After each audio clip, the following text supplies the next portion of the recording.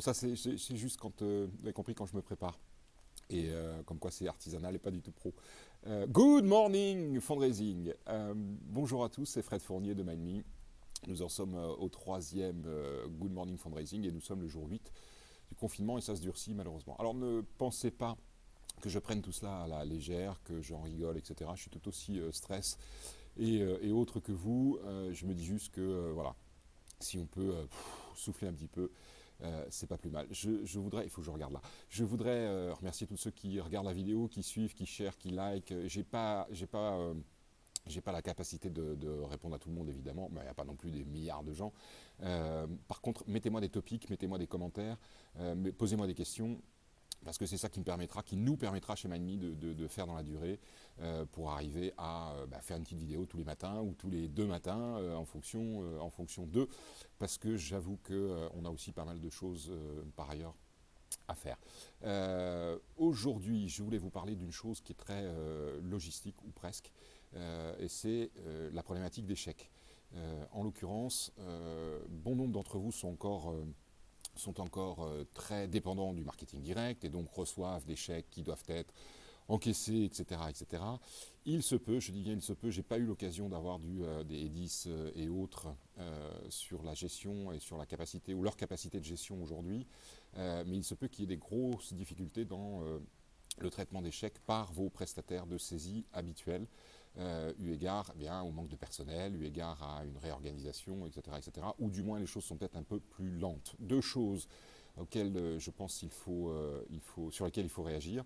La première, c'est vérifier avec vos prestats de saisie et de traitement de chèques, où est-ce qu'ils en sont, si ça n'a pas déjà été fait par vos soins évidemment, quelles sont leurs capacités, est-ce qu'il y a des rythmes qui sont plus lents, est-ce qu'ils remettent bien les chèques en banque, etc. C'est super important. En fonction de cette réponse,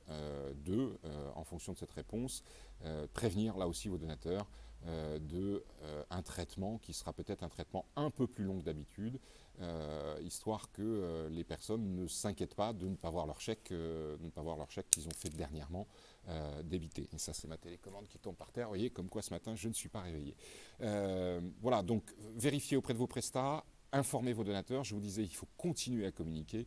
Le fait d'informer vos donateurs qu'il peut y avoir du ralentissement dans le traitement de chèques, etc., c'est une chose qui vous permet de rentrer en contact avec vos donateurs.